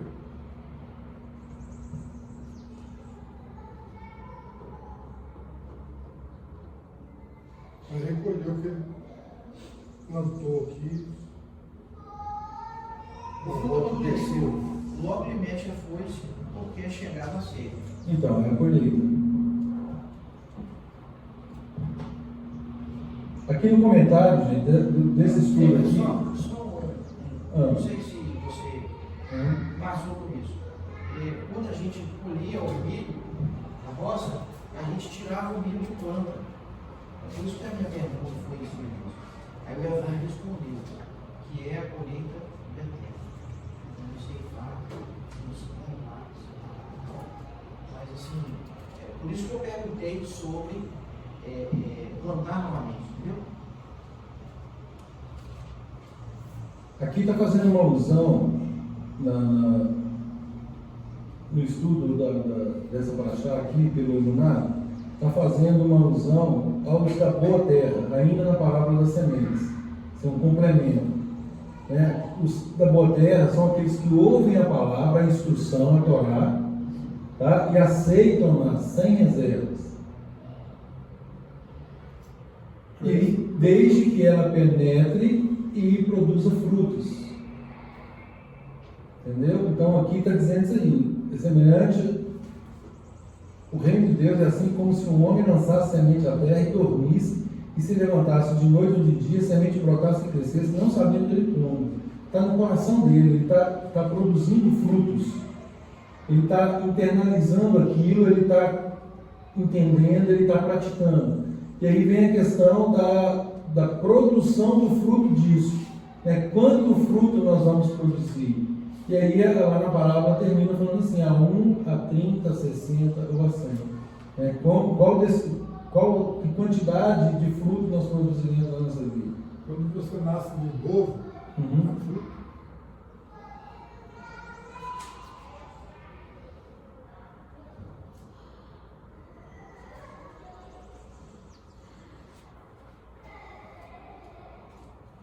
(6, 10 a 12), no capítulo 6, 10 a 12, chegou o versículo amarelo que diz: havendo depois Adonai teu Deus te introduzido na terra que jurou a teus pais, Abraão, Isaque e Jacó, que te daria, onde há grandes e boas cidades que tu não edificaste, casas cheias de todo bem que tu não encheste, e poços cavados que tu não cavaste, e vinhas e olivais que tu não plantaste, e quando comeres e te fartares, guarda-te, não te esqueça de Adonai, que te tirou da terra do Egito, da casa da servidão.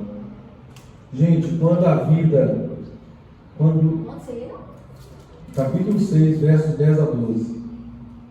Quando a vida está boa, né, quando as coisas estão indo bem, né, nós temos que ter o cuidado de não nos esquecermos de Deus. O 3, Adilson. A ele temerás e a ele servirás? Aqui está, temo a Adonai, seu Deus, sirva e Isso. jure só pelo seu nome. Isso. Adonai teu Deus temerás e a ele servirás. Voltando lá no Adonai, é rápido. Esse texto, inclusive, gente, esse é o texto que Yeshua citou para Satanás quando ele foi tentado. Somente ao teu Deus adorarás. Né? Tudo te darei se prostrado e me adorarás. Então disse Yeshua: vai-te, Satanás, porque está escrito: ao Senhor teu Deus adorarás e só a ele servirás.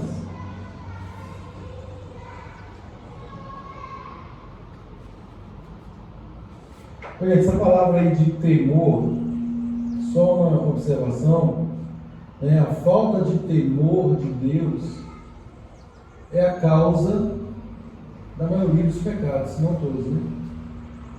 É a falta do temor de Deus. Respeito à palavra de Deus. Um pensamento de que vai ficar impune. Isso é falta de temor. Um desprezo à palavra de Deus. Desprezo. E achar que não será punido. Isso é falta de temor. E aí a pessoa cai e depois vai ter problemas. Né?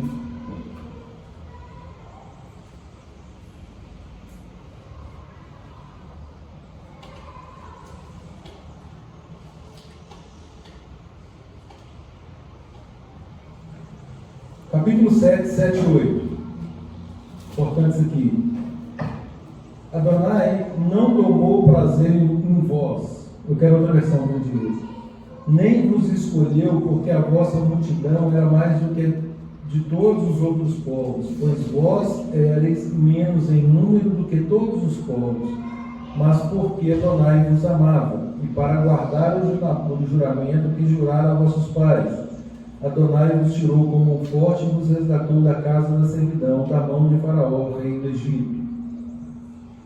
Isso aqui, gente, é para afastar a questão central dos nossos irmãos, que é... Leia, por gentileza. Outra versão. Não foi por serem mais menores que os povos que Jeová mostrou afeição por vocês e escolheu, pois vocês eram o menor de todos os povos. Mas foi porque Jeová os amou e porque cumpriu o juramento que havia feito aos seus antepassados. Por isso Jeová os tirou de lá com mão poderosa para resgatar a terra da escravidão, do poder de Faraó, rei do Egito. Ou seja,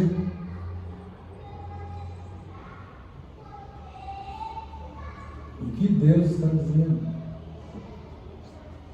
Nosso coração não se enganado, né? Foi feito com nossa força, com nossa capacidade, foi Ele mesmo que fez. Todas as coisas foram feitas por Deus. Deus nos escolheu. Não é mérito nosso. Isso, esse é o ponto. Não é mérito nosso. Isso afasta a questão de mérito. Deus escolheu. Hoje eu posso falar com segurança, por exemplo, que Israel sempre esteve nos planos de Deus. E isso é absolutamente imutável.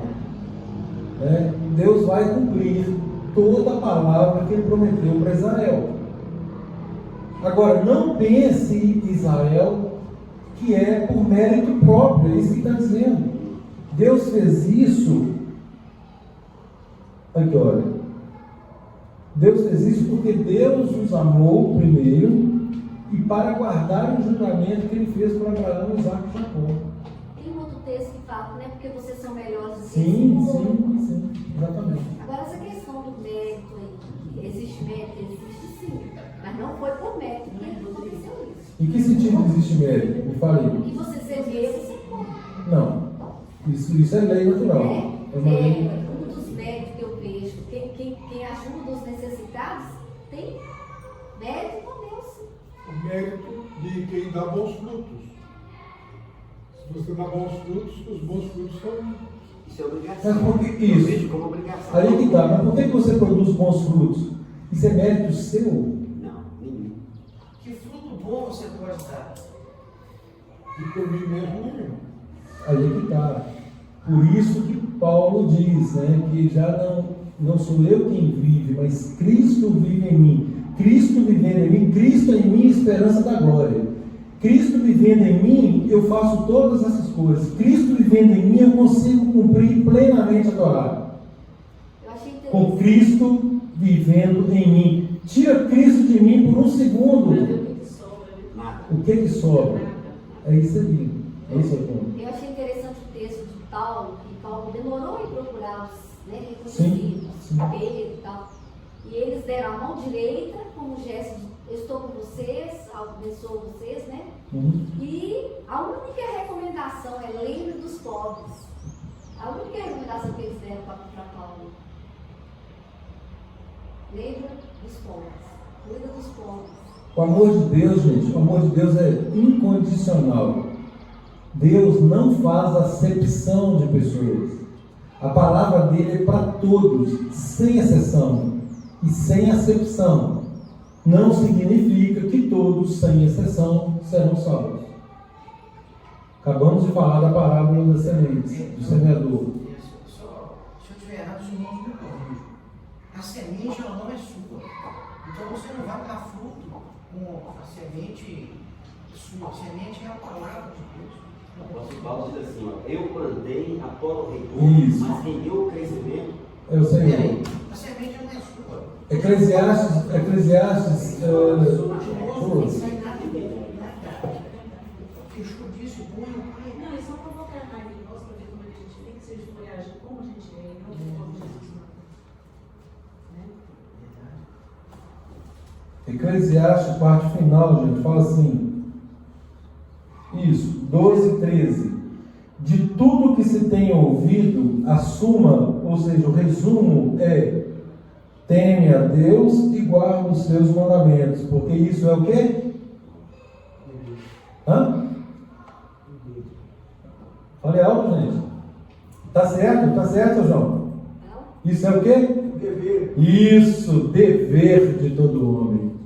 Obrigação que Isso é dever de todo homem. Muito bem, seu João. Só João está antenado ali. Obrigado. Guarde a Deus, tema a Deus e guarde os seus mandamentos, pois isso é dever de todo homem. Isso é um dever, gente. Isso não é mérito. Isso não é mérito. Isso não é desmerecer a pessoa. Tá certo? Eu não estou dizendo. O problema não está em fazer o bem. O problema é quando fazer o bem se torna uma bandeira para a vanglória. Esse é o problema. Eu fiz. Isso, não fui eu sou o cara. Eu sou Entendeu? o cara. Ou eu tenho mérito. Isso, não, mas é esse, aí chega exatamente aí. Então é para afastar Toda possibilidade de merecer. de autopromoção, né? Porque, gente, isso é da nossa natureza. Isso é da nossa natureza. Olha o que aconteceu com a boca do nosso. Isso, exatamente. Boa recordação. Qual texto você leu do Eclesiastes? 12:13. Leia aí, por favor, seu. Depois de se ouvir tudo, a Isso. conclusão é esta: tema o verdadeiro Deus e obedeça os seus mandamentos, Uhum. pois essa é toda a obrigação do mundo. É isso, exatamente isso aí. Exatamente E isso. obrigação vem da palavra, eu sou obrigado porque fez tudo para mim. Exatamente. Eu me sinto obrigado, né? O obrigado é isso aí. Eu estou obrigado O disso. outro quer dizer, eu estou te devendo. Isso, exatamente. Exatamente. Eu tenho que ver.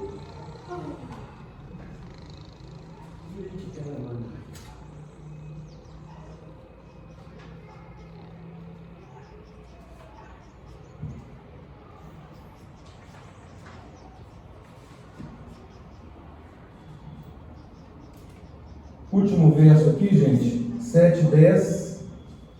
Não, 9:10.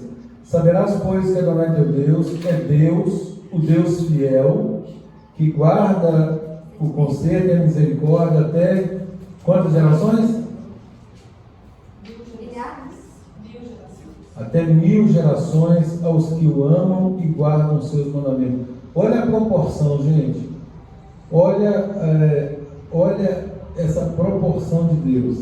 Os que obedecem os mandamentos, Deus é fiel e guarda este conserto e a misericórdia até 1000 gerações aos que o amam e guardam os seus mandamentos. 7:9 e 7:10. E dá o pago em sua face a qualquer dos que o aborrecem, fazendo-o perecer. Não será remisso para quem o aborrece, em sua face não pagará. No caso de ser desobediente, vai até terceira e quarta geração. É misericórdia. Ele ama mais do que. Está vendo? Misericórdia, isso é inversamente proporcional. Mas é com misericórdia que ele Claro, não dá, não é? claro. É muito- Estica até 1000 para quem obedece, e com a mesma misericórdia ele encurta até terceira e quarta, porque senão seria insuportável. É consequência do pecado. Sim, sim. Tudo.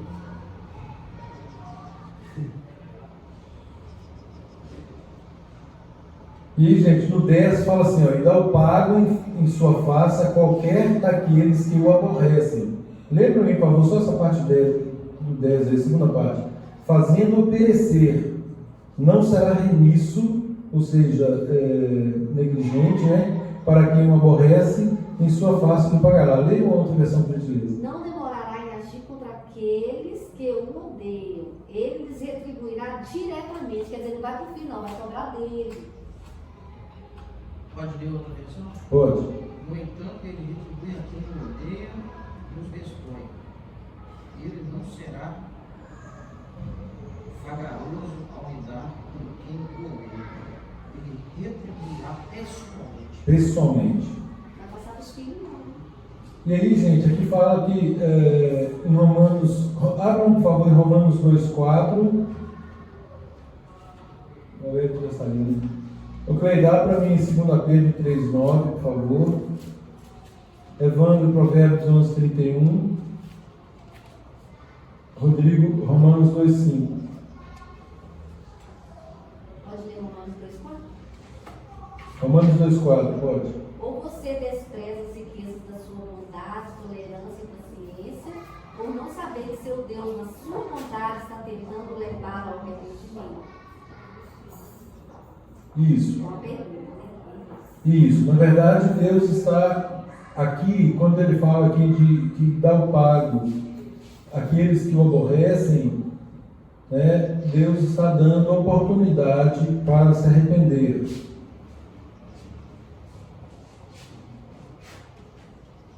Segunda Pedro 3,9. Adonai não retarda a sua promessa, ainda que alguns a tenham por tardia, porém é longânimo para convosco, não querendo que ninguém se perca, senão que todos venham a arrepender-se. Ok. Provérbios 11:31, irmão.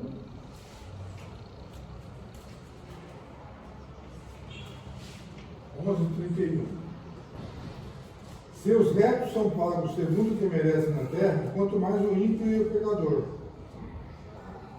Isso. Aí está falando das boas obras, né?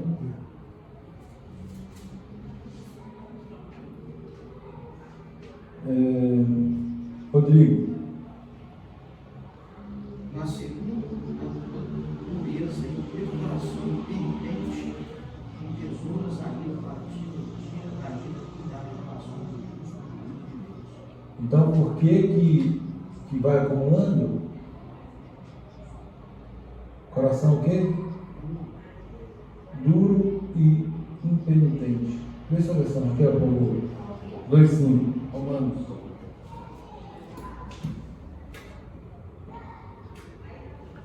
A segunda sua teimosia e o seu coração que não se arrepende. Isso. Você está acumulando para si mesmo ira para o dia da ira e da revelação do justo julgamento de Deus. Raquel, leia de novo, mais alto, por favor. Presta atenção, gente, nós finalizamos com esse versículo. Na segunda sua teimosia e o seu coração que não se arrepende, você está acumulando para si mesmo ira para o dia da ira e da revelação do justo julgamento de Deus. Então, gente,